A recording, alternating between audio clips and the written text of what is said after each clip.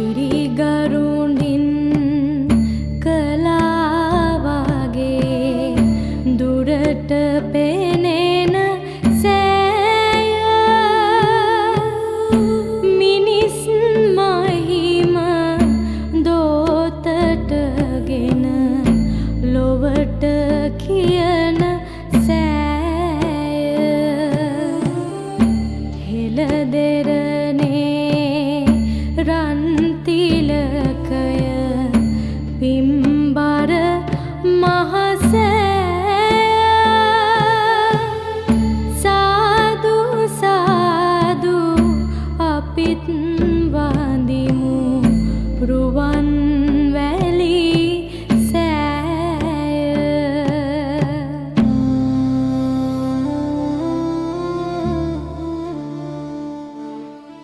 බලන්න මේ පද කොයිතරම් මිහිරිව හදවතට දැනෙනවද කියලා. හෙළ දෙරණේ රන් තිලකය පින්බර මහා සෑය. අපේ ආධ්‍යාත්මය විකසිත කරන මහා පින්බර රන් තිලකයක් වගේ ස්වර්ණමාලී මහා සෑ රදුන් අනුරාධපුරේ අරා වැජබෙනවා. එතනට ගියාම උන්වහන්සේ අභියසට ගියාම දැනෙන මහා බල පරාක්‍රමය, මේ මහා බල සම්පන්න හැඟීම මේ රුවන්වැලි මහා සෑය අභියසට ගිය ඔබ වගේම මමත් අත්විඳලා තියෙනවා අඩුවක් නැතුව.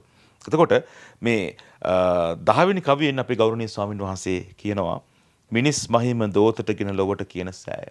හෙළදෙරණේ රන් තිලකය පින්බර මහා සෑය. අපේ ආමතුරුනේ හෙළදෙරණේ රන් තිලකය ලෙසින් මේ පින්බර මහා සෑය හඳුන්වන්න හිතුවේ අය වහන්සේ. ඊට මේ මහා සෑය අපේ ශ්‍රී ලාංකිකයාගේ අභිමානයි. ලෝකයට කියන ප්‍රධානම සංකේතයක් වශයෙන් අපට සලකන්නට පුළුවන්. කිරිගරුණින් කළා වගේ දුරට පෙනෙන සෑය අපේ ජනවහරේ තියෙනවා. රුවන්වැලි සෑය පිහිටලා තිබෙන්නේ තැනිතලා භූමියක. සතපුම් ගානක් ඈතට මේ රුවන්වැලි සෑය පේනවා සමහර තැන්වලදී.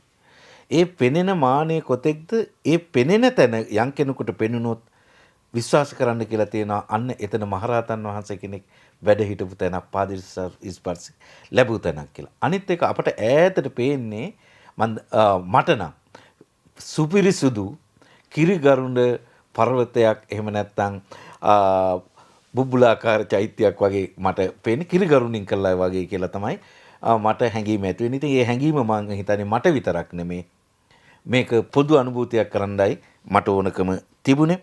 ඒ වගේම මිනිස් මහිම දෝතටගෙන ලොවට කියන සෑය. ඉතින් අපේ දහදිය ශ්‍රමය රජ දරුවොත් එක්ක රටවැසියෝ එකතු වෙලා මේ ගොඩනගපු ඒ අසිරිමත් දේ ලෝකයට කියන්නේ ඒ අපේ අභිමානවත්කමයි. මේ තුල අපේ සාර ධර්මය තියෙනවා, අපේ නිර්මාණශීලීත්වය තියෙනවා, අපේ හෙළ තාක්ෂණය තියෙනවා.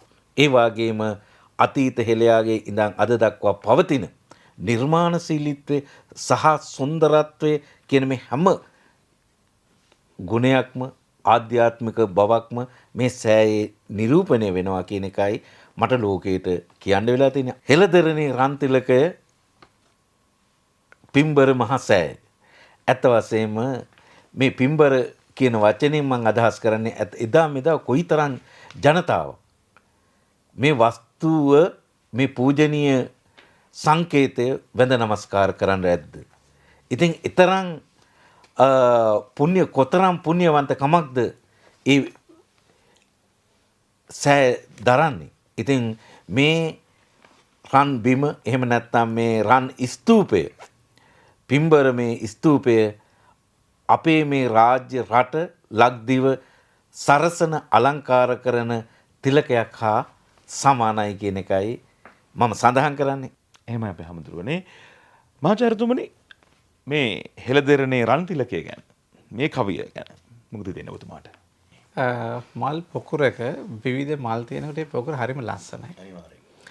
එතකොට විවිධත්වය තුළ තමයි ලස්සන ඇති වෙන්නේ. ඒ නිසා මම හිතන්නේ අපි මේ ස්වර්ණමාලී ස්තූපය ශ්‍රම විවිධත්වය තුළ එකතු වූ නිර්මාණයක්. එකෙන් අදහස් කරන්නේ රජතුමාගේ ඉඳලා විවිධ අයගේ දායකත්වය ඇතුළේ මේක ගොඩ නැගිලා තියෙනවා. ඒ නිසා අපේ හාමුදුරුවෝ මෙතෙන්දී උපමා රූපයක් කරන කිරිගරුණට. කිරිගරුණට කිරිම කිරි පාටයි. ඒතකොට ඇයි චෛත්‍යයක් සුදු වර්ණයට ගැන්වුවේ? ඒතකොට අනුරාධපුරේ අපේ තියෙනවා ජේතවනාරාමේ, අබේගිරි මේ වගේ තියෙනවා. ඒතකොට ඇයි මේ ටික තමයි සංරක්ෂණ මට්ටමේ තියෙන දේවල්. නමුත් වැඩ නිමා කරලාද පවතින ස්තූප අතර ප්‍රමුඛ වෙනවා. විශේෂයෙන්ම ස්වර්ණමාලි චෛත්‍යය.